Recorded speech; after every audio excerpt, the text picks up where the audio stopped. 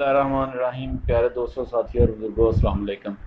پیارے دوستوں، ساون دیسی مہینہ جو ہے، ساون اور بھادوں، اس میں بارشیں پورے ملک میں آتی ہیں، اور ان بارشوں کے ساتھ ساتھ کبوتروں میں مختلف قسم کی پرابلمز جو ہیں وہ کریٹ ہوتی ہیں۔ تو آج مختصر سی بات اس موضوع پر کریں گے۔ میرا خیال ہے پہلے اس موضوع پر میری ایک ویڈیو ہے، لیکن بہت سارے دوستوں نے دوبارہ سوالات کیے، تو میں چاہوں گا کہ اس کا جواب دیا جائے۔ سب سے پہلے تو میں آپ کو یہ بتانا چاہوں گا کہ جو ہوا ہے اس میں آج کل نمی کا تناسب بہت زیادہ ہوتا ہے۔ آپ اس کا اندازہ وہ دوست لگا سکتے ہیں جنہوں نے اے سی لگا رکھا ہے۔ اگر عام دنوں میں، گرمی کے عام دنوں میں، اے سی میں سے جو نکلنے والا پانی ہے وہ 2 لیٹر ہے یا 3 لیٹر ہے، تو ان دنوں میں اس کی مقدار کئی گنا زیادہ ہو جاتی ہے۔ تو یہ جو نمی ہے یہ پرابلمس کریٹ کرتی ہے، خاص طور پہ کبوتر بازوں کے لیے، کبوتر پروروں کے لیے یہ مختلف مسائل کریٹ کرتی ہے۔ پھر جب بارش ہوتی ہے تو بارش کی وجہ سے بھی کچھ مسائل جو ہیں وہ سامنے آتے ہیں۔ ان میں کوڑائزہ جو ہے وہ سر فہرست ہے، کوڑائزہ ہو جاتا ہے کبوتروں کو۔ اور انہی دنوں میں ہی رانی کھیت جو ہے وہ جب اٹیک کرتی ہے مختلف ہیلوں بہانوں سے۔ اور پیارے دوستو، سب سے پہلے یہ کوشش کریں کہ بارش جو ہے وہ، بارش کا پانی جو ہے وہ کھڈے میں نہ جانے پائے۔ دوسرا، کوشش یہ کریں کہ اگر کبوتروں کو نہلانا ہے تو وہ جال میں رہیں اور تب اندر جائیں جب وہ خشک ہو جائیں۔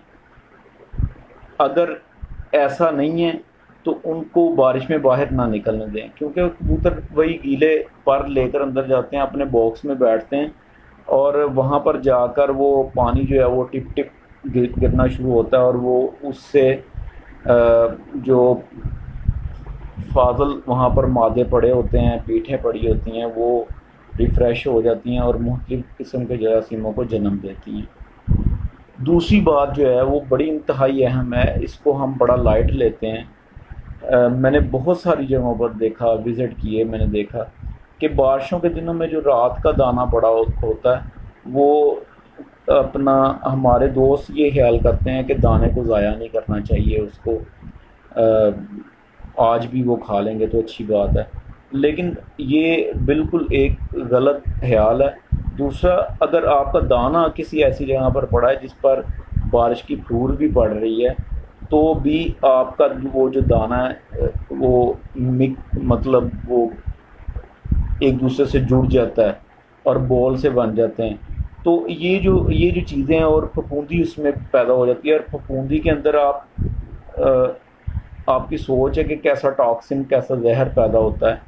تو کوشش یہ کریں کہ دانہ بھی ایسی خشک جگہ پر رکھا جائے جہاں پر بارش کا بالکل مطلب پانی کا، نمی کا نام و نشان نہ ہو، اور جس دن دانہ ڈالیں اس دن بالکل نیا دانہ ڈالیں، اور فریش دانہ ڈالیں۔ اگر زمین نیچے سے گیلی ہے تو آپ پٹی فیڈر لے کر آئیں، پٹی فیڈر آج کل عام مل جاتے ہیں، وہ اس کو دھو کر خشک کر لیں، خشک کرنے کے بعد اس میں دانہ ڈالیں، اور جتنا دانہ کبوتر کھا لیں وہ اول تو کوشش یہ کریں کہ آپ کی میئرمنٹ ہونی چاہیے کہ میرے کبوتر اتنا، اگر آپ نے کوئی ڈبہ رکھا ہوا ہے تو میرے کبوتر اتنا دانہ کھاتے ہیں، اتنا، تو آپ اتنے ڈالیں کہ جتنا وہ فنش کر کے اندر چلے جائیں۔ اچھا، سیکنڈ یہ ہے کہ جتنا وہ دانہ مطلب کھا لیں، باقی جو بچ جائے اس کو اٹھا دیں، اٹھا کے اس میں شامل نہ کریں، ایک ڈبہ لے لیں الگ سے، آپ اس میں جمع کرتے جائیں اس کو۔ اچھا، اس کے بعد دوستوں نے سوال کیا کہ کس طرح کوڑائزہ کی ابتدائی علامات کس طرح پتہ چلتی ہیں۔ بڑے ہی آسان علامات ہیں اس کی۔ آپ کو کوئی کبوتر جو ہے وہ جس طرح انسان چھینکتا ہے آپ کو کوئی کبوتر کھانسی کرتا نظر آئے گا، اس کے منہ سے کھر کی آواز نکلے گی، اور اگر آپ اس کو پکڑ کر دیکھیں گے تو اس کے حلق میں جو ہے وہ مواد جمع ہوگا اور اس طرح ہوگا جیسے تھوک سی ہے۔ تو یہ قرائزہ کی مطلب جب قرائزہ کر دیتا ہے، حملہ کر دیتا ہے، تو یہ اس کی علامات ہیں۔ جب یہ شدید ہو جاتا ہے تو آنکھوں سے پانی بھی آنا شروع ہو جاتا ہے، کبوتر کھانا پینا بالکل کم کر دیتا ہے، اور اس کو بخار بھی ہو جاتا ہے قرائزہ سے، اور اس کے بعد جو ہے اس کی بیٹ کا کلر جو ہے وہ سبز ہو جاتا ہے، چینج ہو جاتا ہے۔ یہ جو چیزیں ہیں، ان چیزوں کا تدارک کرنے کے لیے آپ اس چیز کو ذہن میں رکھیں کہ آپ کے پاس ٹائلوڈاکسن جو ہے وہ برسات میں ختم نہیں ہونی چاہیے۔ ٹائلوڈاکسن ایک پولٹری کی میڈیسن ہے، میرا خیال 100-150 روپے کی مل جاتی ہے، جو چھوٹے ڈبی ہے۔ آپ نے 1 گرام پانی میں ڈالنی ہے۔ 1 گرام میں پہلے سے بتا چکا ہوں، دوبارہ سے ریپیٹ کر رہا ہوں۔ 1 گرام آپ نے پانی میں ڈالنی ہے، اور اس میں آپ نے 1 گرام کس طرح ہوتا ہے، یہ 500 ملی گرام کا باہر سے شیل لے لیں، یہ جو میڈیکل سٹور ہیں 500 ملی گرام کا انہیں کہیں شیل دے دیں، وہ آپ کو شیل دے دیں گے، بلکہ 1 گرام کا بھی شیل مل جاتا ہے، لیکن 500 ملی گرام کا آسانی سے مل جاتا ہے۔ آپ اس میں بھر کے جتنی اس میں دوائی آتی ہے وہ 2 دفعہ اگر چمچ میں ڈالیں گے تو وہ 1 گرام بن جائے گا۔ تو آپ اندازہ کر لیں کہ جتنا پہلی دفعہ آپ کے چمچ میں آیا آپ پھر اندازے سے اتنی ڈال سکتے ہیں۔ اس کے بعد آپ نے اس میں 2 سی سی ہائیڈرلن سیرپ ڈالنا ہے۔ ہائیڈرلن سیرپ بہت اچھا ہے اس معاملے کے لیے، یہ گلے کو صاف کرتا ہے اور اندر سے جتنی بھی نظام تنفس کی جو اس میں وینز آتی ہیں، جو اس میں پھیپھڑے آتے ہیں، ان کو یہ کلیئر کرتا ہے، اور جتنی جلدی کبوتر ریلیز ہو جاتا ہے ان چیزوں سے اتنی جلدی ہی وہ کبوتر جو ہے وہ دوبارہ دانہ کھانا شروع کرتا ہے اور بحال ہوتا ہے۔ ادروائز وہ اسی طرح سے آپ کو تنگ کرتا رہے گا۔ اگر آنکھ میں کوئی پرابلم آ گئی ہے، اگر زیادہ ہو گیا تو آپ نے 5 دن کروانا ہے، اگر کم ہے تو آپ نے 3 دن کروانا ہے یہ عمل جو ہے۔ اچھا، اس میں کچھ دوستوں نے یہ بھی پوچھا کہ منہ کے اندر جو زہر باد ہو جاتا ہے اس کے لیے کیا کیا جائے۔ اگر منہ کے اندر آپ کو پتہ چل رہا ہے کہ وائٹ ہو گیا تو آپ فوری طور پر بازار سے نیل اسٹریٹ کے جو ڈراپس ملتے ہیں، یہ بہت زبردست نسخہ ہے، نیل اسٹریٹ کے جو ڈراپس ملتے ہیں وہ لے لیں، اور اس کو پہلے آپ دانے کے بعد اس کو اموکسل کیپسول دیں 250 mg کا، اور اس کے بعد آپ یہ اموکسل نیل اسٹریٹ جو ڈراپس ہیں وہ اس کے منہ میں ڈالیں۔ انشاءاللہ تعالی یہ اتنے افیکٹو ہیں کہ یہ اگر آپ 3 دن مسلسل استعمال کریں گے تو آپ کو اس کا فرق نظر آئے گا۔